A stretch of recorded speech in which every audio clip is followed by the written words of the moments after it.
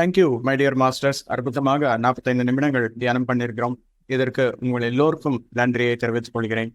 My dear masters, my dear friends and my dear gods, எல்லோருக்கும் வணக்கம். இன்னைக்கு நாம் எல்லோரும் ஒரு கான்செப்ட், பவரோகம் அப்படின்ற கான்செப்டை பற்றி தெரிஞ்சுக்கலாம் மாஸ்டர்ஸ். நிறைய வகையான நோய்கள் எல்லாமே நமக்கு தெரியும். நோய்கள் வருவது அது மேனிஃபெஸ்ட் எங்கே ஆகுது அப்படின்னா அது நம்முடைய உடலின் மீது ஆகுது. முதல்ல மைண்டில் நம்முடைய தாட் பேட்டர்ன்ஸ் எல்லாமே மாறும்போது அதனுடைய எஃபெக்ட் தான் ஒரு நோயாக நம்முடைய உடலின் மீது வருது. எப்போ நமக்கு சத்தியம் தெரியாதோ, இந்த உடலே சத்தியம் அப்படின்ற நிலைமையில இருப்போமோ, அப்போ என்ன பண்றோம், இந்த உடலின் மீது அட்டாச்மெண்ட் என்பது ஜாஸ்தியாகும். இறப்பு அப்படின்னா பயம் வரும். எதுக்கு பயம் வருது அப்படின்னா சத்தியம் தெரியல, அதுக்காக இந்த மாதிரி பயம் என்பது வருது. இந்த உடலின் மீது ஒரு அட்டாச்மெண்டோட யாரெல்லாம் வாழ்க்கை வாழ்வார்களோ அந்த அட்டாச்மெண்ட் தான் ஒரு நோயாக இருக்கும். அந்த நோயோட பேரு தான் பவரோகம் அப்படின்னு சொல்லுவாங்க மாஸ்டர்ஸ். இந்த பவரோகம் என்ற ஒரு விஷயம்தான் சின்ன சின்ன நோய்களான பயமாகட்டும், ஜெலசி ஆகட்டும், ஹேட்ரட் ஆகட்டும், மற்ற எந்த விதமான விஷயங்களாகட்டும் சரி, அது எல்லாமே சின்ன சின்னதா இருக்கு. இந்த பவரோகம், இது உடலின் மீது அட்டாச்மெண்ட் என்பது கிளியர் பண்ணிக்கிட்டோம் அப்படின்னா நமக்கு பயம் என்பது இருக்காது.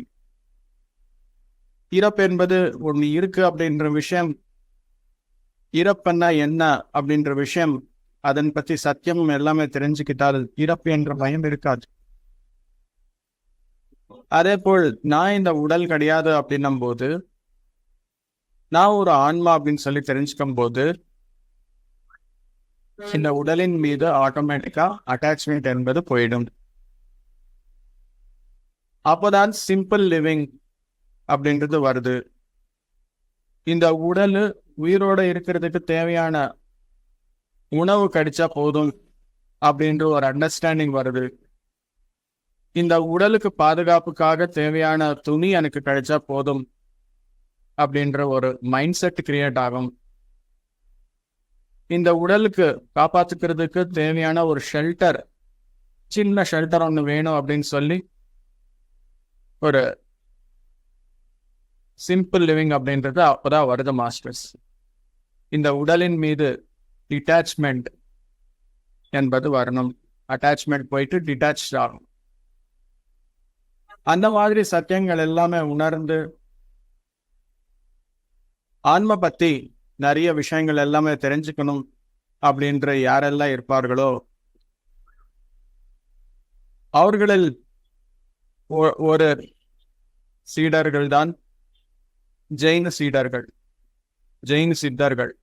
அவர்தான் ஜெயின் சித்தர்களை நீங்க பாத்தீங்க அப்படின்னா ஒரு துணி கூட இருக்காது அவரும் உடலின் மீது.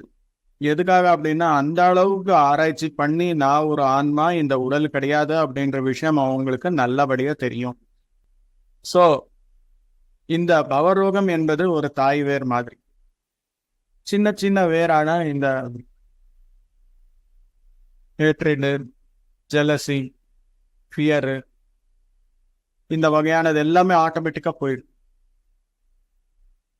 நிறைய பேர் என்ன செய்வாங்க, கோயிலுக்கு போவாங்க, மசூதிக்கு போவாங்க, சர்ச்சுக்கு போவாங்க, குருத்வாரா போவாங்க, நிறைய ஆன்மீக விஷயங்கள் அப்படின்னு சொல்லி பூஜை பண்ணுவாங்க. இந்த மாதிரி எல்லா